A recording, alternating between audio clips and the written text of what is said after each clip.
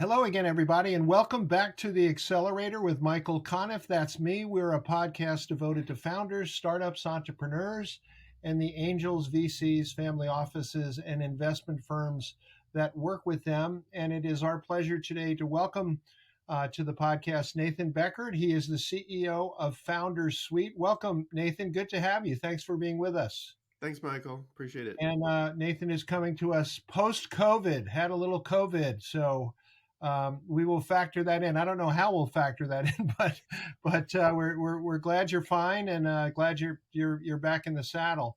So Nathan, first of all, tell us in a nutshell what Foundersuite is, because it sounds like something that could help a lot of founders. So tell us what it is. Maybe then we'll circle back to how you got to this point. Yeah, sure. Foundersuite is a software platform, software as a service, and it is a collection of tools for startups raising capital. And so it's basically we've built products for every step of the fundraising journey. So we have an investor database of about 200,000 investors. We have a CRM for managing your pipeline of investors. We have a pitch deck hosting tool. We have investor update tools. We have email follow-up tools. We have a collection of downloadable documents like term sheets and cap tables. And then we have a virtual data room for sharing your confidential information with investors when you get into due diligence. So basically, we're just kind of building end-to-end products for companies raising capital. And how who do you see as your competitors in that area? Is this a crowded field? I've seen a couple of things, but I'm wondering if they sort of overlap with you. Yeah, it's interesting. So I just listed off six or so products that we've built, and each one has a set of competitors, right? So at the investor database side of things, we've got Crunchbase and PitchBook and a few other databases out there. At the CRM level, there's dozens of CRMs, everything from Salesforce to HubSpot to everything else, right? So every product has competitors. Data rooms, there are several, quite a few different data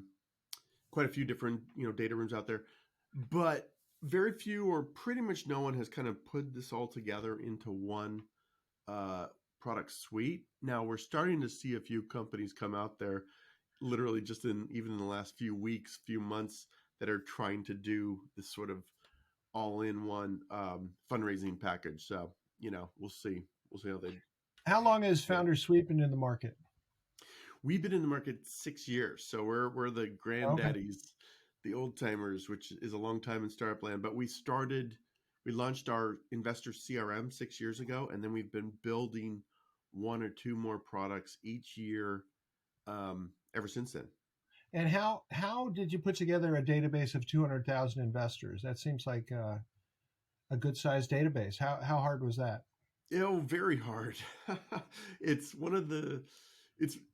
It's my, what's the proper PC term? It's my, I don't know, redheaded stepchild or something. I don't know if that's politically correct to say these days, but the database is a pain. Oh no, you've offended every redheaded person in the world. Yeah. Now I had a red beard, so I'm offended. I just want to be on the record, but keep going. Okay, well, I'm going to get hate mail from. The database has been challenging. When we first started, we actually had an integration with AngelList. AngelList had an API, and we pulled in their data into our app. It was awesome. And then AngelList decided to shutter their API. They closed it off. They canceled it. So we had to build our own database. And so, to answer your question, we pulled together. We purchased some data lists. Like there was a private equity recruiter that had a huge 30,000 person database, and he was retiring. So we purchased his list. We've done some automated data gathering using spiders. We've had teams of MBA interns going web page to web page, collecting stuff. And then we've more recently started to tap our own users to contribute some data about investors. So it's been think about multiple different pipes all pouring into the database. And of course, it's the process of cleaning it, standardizing it, keeping it up to date. So it's a pain in the ass. Yeah, I bet. So you've created what sounds like a one-stop shop for founders. And what would be the ideal way that a founder would use your services? Obviously, they would search for investors. That's pretty obvious. The data room would sort of put the data in a coherent fashion in front of investors. What else? What else would a founder get out of using your product? Yeah, I mean, so, as I mentioned, we're trying to map this to how sort of the fundraising journey unfolds. So you're a startup, you've got your product in the market, maybe you're seeing some good traction, and you decide it's time to go raise a seed round of $1 million, for example. Step one would be to build that target list. So that's where you come into the database and start to, do some searches, dig through the investors, and when you find one that looks really good, you add them to your CRM. So those get dropped into the CRM. And so now you have this, list of 200 investors or something that you've built. And then when you start to do the outreach to investors, that's where you would start to use like the pitch deck hosting tool. So you upload your pitch deck, your PowerPoint, your PDF, you send it out through the system to those investors, and then you can track and see who looked at it, how much time they spent.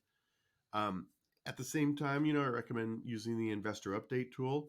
Even in advance of fundraising, actually, it's great to use the investor update tool to start to send out updates about your business so the investors get to know your business over a period of a few months, ideally, right? They see your progress, your traction, kind of your story unfolding.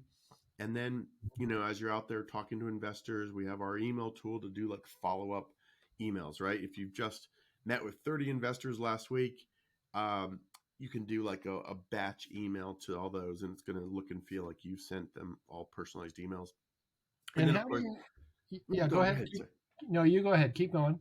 Oh, and then, as you make progress with this and you're getting investors, getting into the weeds, as you're moving the investor cards through the stages of your CRM from contacted to pitch to diligence or term discussions, that's where you would start to engage the data room, where you're starting to send them your confidential information, your intellectual property, your financials, customer references, all that stuff that obviously you don't want to put in a public facing deck or anything like that. That's where you start to do it with the data room, and then you can track and see, oh, look, Michael just downloaded or Michael just viewed our 2022 financials. He's clearly like digging into the financials on us, right? Or whatever it may be. Mhm. You can So you track. can actually track that. You can actually see that as a founder, as a startup. Yeah. So how do you make your money? Yeah, it's simple. It's just a monthly subscription. And how what does that range from, or what does that cost? Uh, $49 to $69 a month per Oh, okay. company. That seems quite Um, reasonable. yeah, well, so that's a funny question. Yeah, that wasn't a question, but that's a funny comment. We actually have not raised our prices in 6 years, even though every year we've added a bunch of new features. So we're probably overdue for a price bump, Yeah, sometime. you and Netflix, I guess. Yeah, They're, they're exactly. they're not overdue. They've already done it. Yeah. How many customers do you have? Yeah, we're in the thousands. We've got roughly 3,000 monthly active startups on the platform. Now we also have a free version as well. That's fairly limited, but people have actually raised their rounds using the free version, so it's still Mm-hmm. functional, and Mm-hmm. it's free forever. So we have of that 3,000. We don't give exact numbers, but we have a proportion of those on the free and the rest on the paid Yeah, plan. and So is the company Foundersuite, is that owned entirely by you? no, we did raise a seed round ourselves. And that was back when we were launching, and then we haven't had to go raise any more money, which is kind of nice. Yeah, yeah. Uh, and Yeah, so we've been basically, we had a few very rocky first 2 years or so. We're pretty lean and rocky, and we kind of ran out of money a few times and all that. But since the last 3 or 4 years, we've been pretty profitable and growing. All of So that is par for the course, as we know. That is not yes. unusual in a startup. But good for you that you haven't had to go back for more money. Now, what are your ambitions for Founder Suite ultimately? What's the ceiling here? Yeah, first of all, there's still more. work to be done, more tools to be made. There's still a lot of friction and pain points in the fundraising process. It's still really hard to raise capital. I think we're making it easier with our platform and tool set, but it's still just really hard, really time consuming. And there are various pieces of the process that are still very challenging, like figuring out how you're connected to investors, because so much of it runs on introductions. So that's still a challenging piece. I think we can build stuff around um, helping companies be more discoverable, right? That takes a little bit of the pressure off if we can help with that. So I have some ideas on that. And then just more like more features. For example, we don't have an e-signature component yet. That's probably something we'll add. I mean, there's just other Yeah, stuff to well, add to this. And I think we could, well, we've already started uh, getting into some other customer segments. Like we now have a pretty decent number of venture capital firms using it to manage their own LP pipelines. So, kind of a newer customer segment. We've got some investment bankers using it to help their clients. So, there's kind of some other customer paths we can branch off into. it sounds like you're in it for the long haul, though. Yeah, I mean, it's fun. I was having this conversation with a college buddy of mine yesterday who's at GE Capital, the corporate venture arm of GE, and we're just kind of we were sort of mid career. I don't know what we call this, but like kind of comparing notes and like and like I don't know what I would do if I sold Foundersuite. Like I don't have another idea for a startup, so I don't have like a plan B. I'm not ready to just play pickleball and sail every day right now, you know. So in it for the long haul, yes. Pickleball, huh? So pickleball is not the draw that golf is for retirement, at least not yet. It's well, don't get me started on pickleball. We're playing like every day, multiple hours a day, and I would love to do a lot more. Do more. It Good for has you. a reputation as something that like retired people do, but it's really becoming this like fastest growing sport in America, and you're seeing Yeah. young people getting into it, and it's becoming very competitive and like You could do a dominant. pickleball startup. I don't know what it would do, but there's always that possibility. We're talking to Nathan Beckord. He is the founder CEO of Foundersuite, which is a suite of tools, I think we can call it, to help founders through the entire process of fundraising. You also have a podcast of your own called How I Raised It, right? How I raised it, yes. And so you've had a lot of experience, helping founders raise money, talking to founders who've raised money. Is there a common denominator amongst successful founders in terms of raising money? Is there something they have in common? Yeah, there are several things. I'll try to make this fairly succinct. Obviously you need to have a good business, right? I mean, there's a lot of Yes. just crappy ideas and beyond ideas, even businesses out there that are kind of trying to raise money. And so that's kind of first principles, right? But beyond that, I'd say some of the common denominators or common uh, patterns are identifying the right investors, really spending the time to identify whether it's 50, 100, 200, 300 investors that really are a potential good fit for you. And that means taking some time and really understanding what they're investing in, making sure they have capital. They raised a fund recently if they're venture firms. That's pretty important. I call it qualifying your investor list. Mhm. And then, really making sure your pitch deck and your pitch story is really crisp. You don't get a second chance with investors. You get one chance. You get about 10 seconds to make an initial impression with investors, right? And then hopefully that piques their interest enough that they want to listen to, a Mhm. few minutes, and maybe that leads to, a full-on pitch meeting, right? But you've got to really have a crisp story. Investors are just barraged with companies coming at them, pitching them all day long. So you need to stand out from the noise, basically, Mhm. and that's not easy to do. I mean, there's a lot of challenges with that.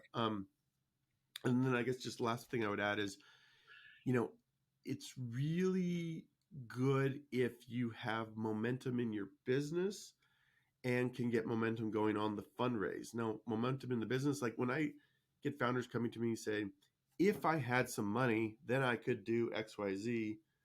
you're kind of already dead in the water. Like you have to have things Mhm. in motion already with your business, right? Mhm.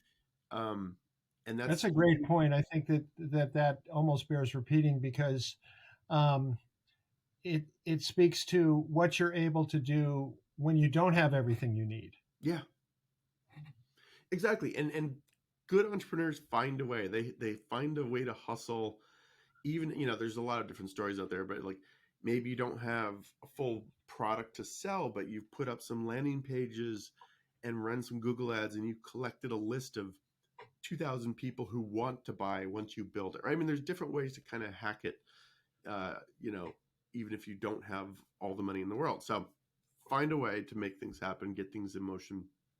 And then I guess that last point is getting momentum going on the fundraise, meaning, really getting a lot of investors excited about what you're doing in kind of the same time frame. So there Mhm. it becomes a competitive deal where people are really sort of competing to get into your startup. Yeah, very interesting. And Nathan, you have really been in this space for a long time. Let us know the journey from the beginning of your career to Foundersuite. How did you get here?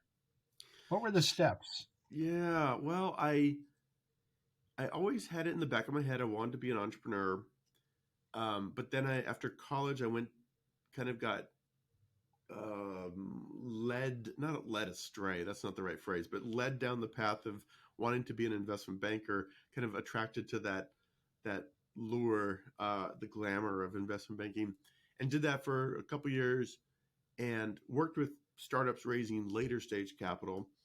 Even worked on some IPOs during the dot-com boom of the late 90s, which makes me sound a million years old. But, during that like first crazy internet boom, helped take a couple companies public, and then later on spent several years helping earlier stage companies raise capital. So really my whole career has been helping companies raise capital. And then I just had this idea 7, 8 years ago of let's Mhm. build some software for this product or for this process. There really wasn't anything out there, dedicated to what I wanted to do. People thought we were crazy. People thought, oh, you're going after startups. That's a terrible market, which kind of is. But you know, but now Because we're they have seeing a no lot of money. companies. Yeah, it's Yeah. kind of proven. Like I think we were like many stars, maybe a little early, and the market wasn't quite there yet. But now the Mhm. market's kind of like you know caught up, and so we're trying to Yeah. ride that wave as best we can. Yeah. Yeah. Um, so aside from one size fits all for Foundersuite, what are the other ways you hope to differentiate yourself from from the competition? Yeah, I mean, it's it's a lot of it. That's a hard question because there are a lot of like nuances. I'd say intangibles and nuances that differentiates. It's not just one big thing I can point to. It's nuances like you could use HubSpot or any CRM to manage your investors, but our product has a lot of like very specific nuances to the fundraising process. Like you add a contact to it, you can designate what type of investor they are. Do they lead rounds or follow, only follow, co-invest? I mean, things like that aren't baked into any HubSpot type of product. We've got baked in. So there's a lot of like nuances that are very specific to fundraising that I think come from our years of experience. I think we also just, you know, I'll do like free pitch deck reviews to our subscribers. Um, we put on like weekly webinars uh, for our customers. We've got the podcast. We were doing events. We were doing an event called Funding 2.0. We haven't done that since COVID, but you know, we usually do that. We put on a party at South by Southwest, and we have a lot of like intangibles to kind of help support our founders that I think go a little bit beyond above and beyond just the software. So And what would you say if founders come in all shapes and sizes, all genders, all colors, everything? Is there any common? And I'm asking you this because you've seen as much as anybody in this business. You've seen lots of founders. Is there anything? Are founders crazy? I mean, like, do you need what Steve Jobs, what has been described as Steve Jobs is willful suspension of belief? Uh-huh. Do you have to have a willful suspension of belief to be a founder, Yeah, to I be a think you successful do. founder? Anyway, I think you do. I think there's a few things. I like that willful suspension of disbelief. One of the other things I think was maybe associated with Steve Jobs is sort of being able to create a reality distortion field. that's the other part of it. Yeah, Yeah, absolutely. and I think you have to do that a little bit with founders. You have to almost ah, this is a tricky road though. So Yeah, let me yeah. give the caveats because you have to kind of believe your own BS, right? And Hmm. yet you see that to the extreme, then you're seeing the Theranos and WeWork debacles where they're believing their own BS, right? But in the early days, you kind of have to believe your own and create that reality distortion field. But I think the other thing I've seen over the years, and I love this quote that I heard somewhere, is like entrepreneur being an entrepreneur is for people who could not hold down a normal job, right? People Hmm. who couldn't get hired, or it kind of Yeah, captures those sometimes mavericks, sometimes renegades. I mean, that's the positive way to put it. But yeah. sometimes just people who are not great employees, um, too much control issues, stuff like that. But I think it does attract that sort of crazy personality type, to your point, and in the right circumstances, that actually helps the startup Are succeed. you seeing more founders from outside the United States now? Yeah, for sure, absolutely. We have it's crazy. Like I'll look at our Google Analytics and you can see the map view, the location view. I'm like, oh my gosh, this guy's these a bunch of companies in Turkey, or Wow. companies in Australia, New Zealand. I mean, that's sort of expected. But like we got a ping last week from an accelerator, startup accelerator in Moldavia. I'm like, I'm not even sure where Moldavia is. I need to look that up. I, But um, there's hey, I have a contact in Moldavia. okay, interesting. So who's in the startup business? Let me know if you if you want to know. But actually, I had a conversation with her, and I said, when she moved to Moldavia, and I said, you could own Moldavia in the startup space. So Sure. somebody's gonna. Yeah, Um, yeah, it's funny. exactly. No, it's I didn't know where it was either. But it's what is it? I'm not even sure I could tell you now, but it's in a very cold part of Eastern Europe. Well, Yeah. more time to work on your startup idea if it's Yeah, cold. yeah. And are you seeing it? How about Asia? How about other parts of the world? Yeah, it's we don't have many customers in China or Japan. I think that's mostly a language issue. We but we're strong in like Singapore. Yeah, yeah. Um, Singapore is really robust right now. yeah, lots of action there. Where else in Asia? We've got a smattering in Vietnam. I've seen a little action Hmm. there, Hmm. which is kind of All, interesting.